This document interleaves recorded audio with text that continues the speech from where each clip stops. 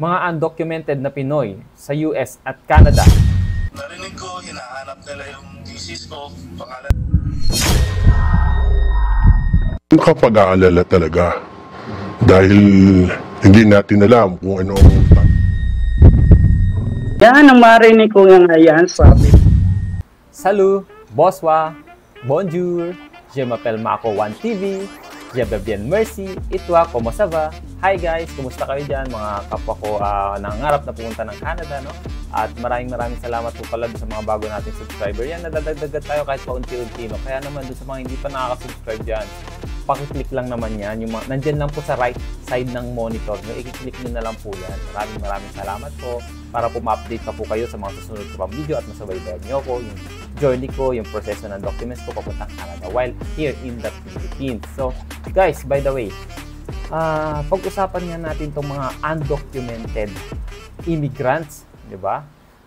Dyan sa USA and Canada. At ano nga ba yung magiging apekto nito sa Canada kapag nagkaroon ng mass deportation dyan sa USA, di ba? Napakalaking problema niyan, di ba? Paano haharapin ng Canada yan, di ba? Alam naman natin na ang Canada is welcome na welcome ang mga refugee dyan, di ba? Ang daming magsisik ng asylum seeker. Ang tanong, paano haharapin ng Canada yan? 'Di ba? Pag pumasok sila diyan sa Canada, dadami ang demand, bababa ang supply. So, dadami yung population. So, mahihirapan na naman sila. 'Yan ang big question diyan eh. So, guys, at isa pa pag-usapan din natin itong mga undocumented na kapwa nating kababayan natin na nahuli diyan sa USA, no? On the spot. Kung napanood niyo yung video, no, trending na trending 'to, grabe, no. Kung kayo yung nasa sitwasyon niya, paano nyo i-handle yung gano'n, di ba? Talagang on the spot, tinanong siya, no choice siya, napabili siya kagad ng ticket. So, di ba, hindi mo rin alam kasi nandun na sa harapan mo yung mga police, yung police eyes kung tawagin nila. Ano nga ba yung police eyes? Ay, hindi po yung eyes for sale, iba po yan. Ang police eyes po, ito po yung tinatawag nilang ito po, US Immigration and Customs Enforcement. Yan po yung meaning ng ICE, no? The guidance explains that while illegal staying in the US without documentation represent a civil violation, not a criminal one. Okay, maliwanag po, di ba? Pero sa ngayon po kasi ang priority ni President Donald Trump dyan sa US is yung mga kriminal, di ba? Yung mga nasa list nila, yun ang target talaga nila na mahuli. Yan ang priority nila. Pero naglabas nga ulit ng isa pang news na it's either may criminal or wala, di ba? Basta sa law nila, is talagang mapapauwi ka. Law is law sa kanila. Walang pwedeng exempted sa mga criminal case, ganyan. Basta't undocumented ka, nilabag mo ang batas nila, uwi ka. Kaya naman napakadami talagang nangyayari ngayon dyan sa US, no? So, check natin tong video ni Kabayan, no? Na yung interview niya dito sa trending na video. Panoorin natin. Narinig ko, hinahanap nila yung thesis ko, pangalan ng misis ko. Kaya lumapit ako kasi sabi ko sa loob-loob ko, mas mahigip kung ako na lang ang makukuha nila kaysa yung asawa ko kasi may mga bata. Ayun, ako daw pala talaga hinahanap nila. Pinusasad lang. Tapos sabi ko, tatawag mo na ako sa lawyer ko. Di man lang nila ako. Hindi nila ako pinapayagan na crewman daw ako, jumpsuit daw ako.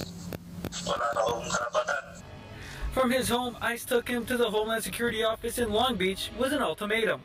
Pinapapili nila ako kung uuwi ba ako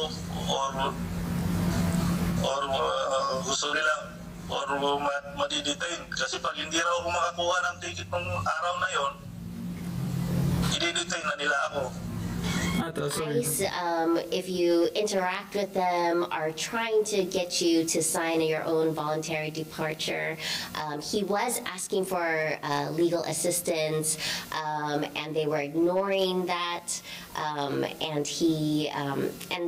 then in the end, they gave him false options because they told him you would be in the detention center for 6 months waiting, and but there was a bond process. So if he was able to connect to legal services like here at PwC, then we could have galvanized community support and legal support so that he could have gotten out on bond.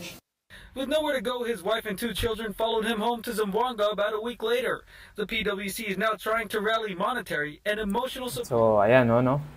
Grabe. Ako'y, talaga, no? Wala rin talaga akong magawa kay kabayan nung napakinggan ko yung sinabi niya. No? Pero dun sa sitwasyon niya kasi, ganito kasi yun guys, no? Binigyan kasi siya ng false option ng officer. Kaya siya mas lalong nataranta. Siguro, parang yung isip niya, 'di ba? Undocumented siya, nandun na yung mga police. So parang hindi na siya makapag-isip ng tama, hindi niya na alam kung ano yung dapat niyang i-alibay or i-explain, para at least 'di ba, magawang panamparaan, maipagtanggol pa siya ng mga legal officer natin diyan sa USA, yung mga natin diyan, Filipino Worker Center natin diyan, yung sinabi ni Aki Soriano Versosa, na dapat at least nag-seek siya ng legal way, which is hindi niya na nagawa dahil nga dito sa mga police, parang na-pressure siya, so yun din yung tactic ng mga ICE police diyan sa USA, talagang ipipressure ka nila para at least umuwi ka kaagad, which is hindi yun yung tamang way. Sabi nga nito ni Madam, na pwede kang tumawag sa kanila, baka pwede pa magawa ng paraan, at least nasubukan, 'di ba? Hindi yung diretso uwi ka tapos syempre, yun nga yung isa sa kinakatakutan natin once na pauwi ka, talagang may record ka na dun sa sistema ng US na nakikipag-coordinate din yan sa natin, 'di ba? Immigration natin. So ayun, magkakaroon ka ng record at posibleng maban ka talaga, 'di ba? So ayan yung mga nangyayari dito sa USA talaga. Sobrang intense kumbaga pagka nakausap mo yung mga pulis, kaya dapat talaga kung ikaw man is undocumented, 'di ba? Well, hindi na talaga rin may iwasan 'yan, Kasi ito, for experience ko lang, may mga kakilala rin ako mga undocumented. Talagang kung iisipin mo sa sarili mo na ikaw yung may suot nung sapatos nila, na talagang kakabahan ka naman talaga, pero dapat mapaghandaan mo rin yung ganyang sitwasyon na kung sakaling may ma-encounter ka or may makausap ka mga ganyan, 'di ba? Kung nandun na, well, try mong makipaglaban, try mong makipag-usap in a legal way, which is wag ka talagang mawalan ng pag-asa na talagang mag-seek ka ng legal para at least magawa ka pa ng paraan. So yun, panoorin din natin tong isang video ni Kabayan, yung in-interview nila, na hindi na lang siya nagpakita sa siyempre hindi siya nagpakita talaga, hindi siya nagpa-recognize, kasi nga, 'di ba? Kung hindi, uhuliin siya ng mga ICE police. Panoorin natin to si Kabayan na nagpa-interview, na naglakas loob, na talagang natatakot siya na baka ayun nga, hindi na siya makapagtrabaho. So panoorin muna natin to video. Nakapag-aalala talaga dahil hindi natin alam kung anong talagang patutupad. So sa hindi ka nakapagtrabaho dahil nasa bahay ka lang? Ganun na nga. Paano ka sasakay at pupunta ka sa pagtatrabahuhan mo? Kung bigla makakasama mo may yelo. Kung tutuusin, ang orihinal niyang kumpanya sa Amerika ang nagpetisyon sa kanya. Pero nalugi ito nang hindi pa natatapos ang pagproseso sa mga papeles para legal na manatili si John sa Amerika. Sana mapakinggan ng ama ng bansa na ito, kami naman ako'y sumuporta sa kanya. Maunawaan niya na aming sitwasyon dito. Hindi naman kami mga pusakal. Ayan guys, natawa ako dito kay Kabayan, nung sinabi niyang pag nakasalamuha mo to mga yelo, di ba?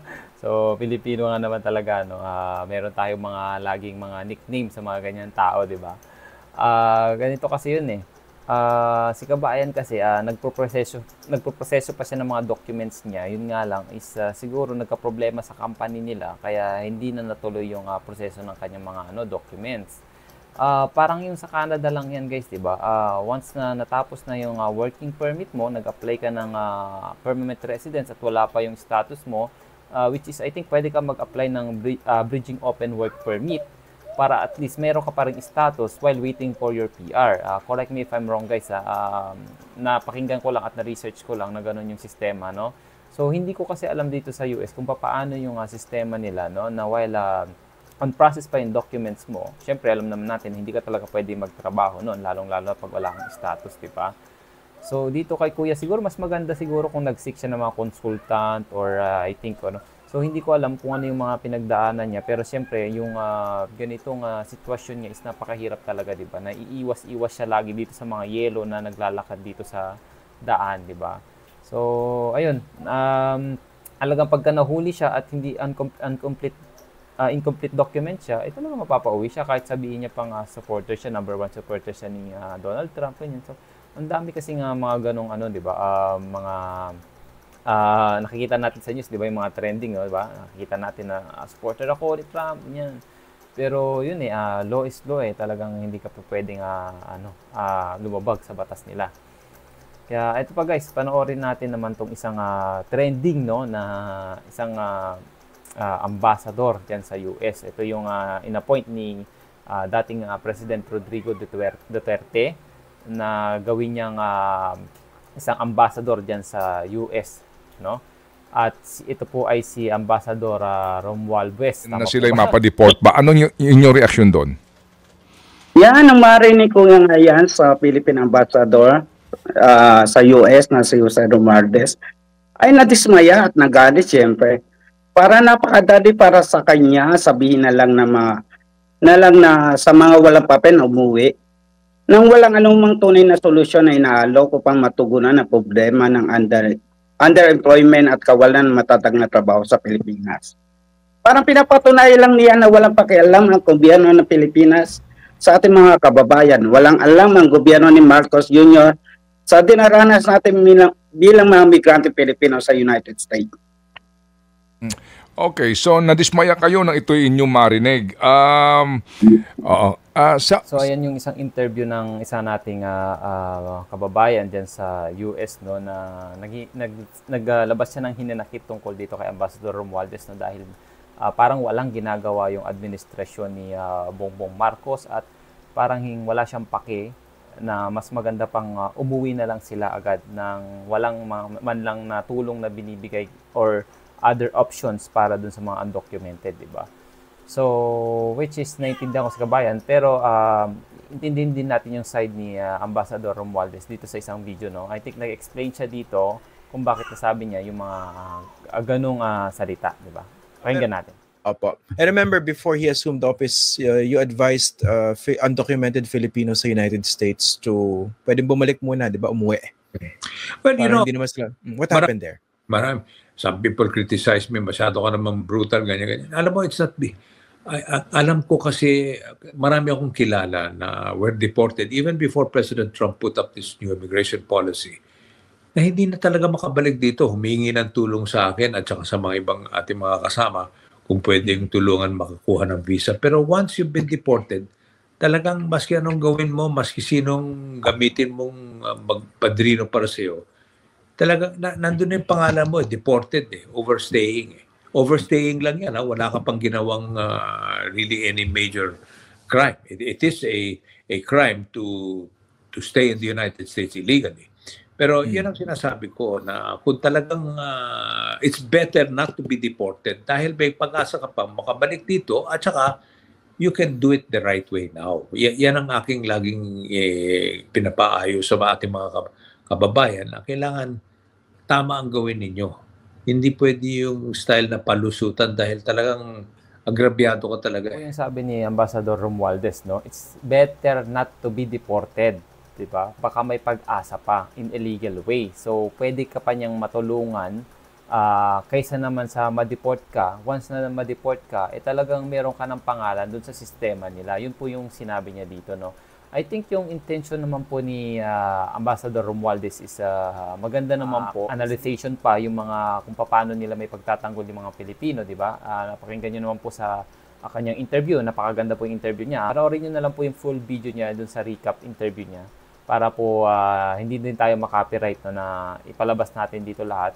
So, I think para sa akin is good intentions. Ang nangyayari lang kasi ngayon is nagkakaroon lang siguro ng panic situations katulad sa mga undocumented kasi nga, 'di ba?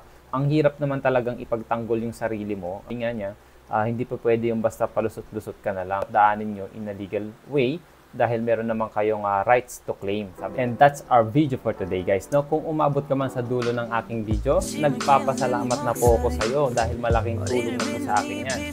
Don't forget to like and subscribe din po para lalo pa po akong ma-motivate sa mga susunod na video at masubaybayan mo po at ma-update kita Journey to Canada. Maraming salamat po. Peace!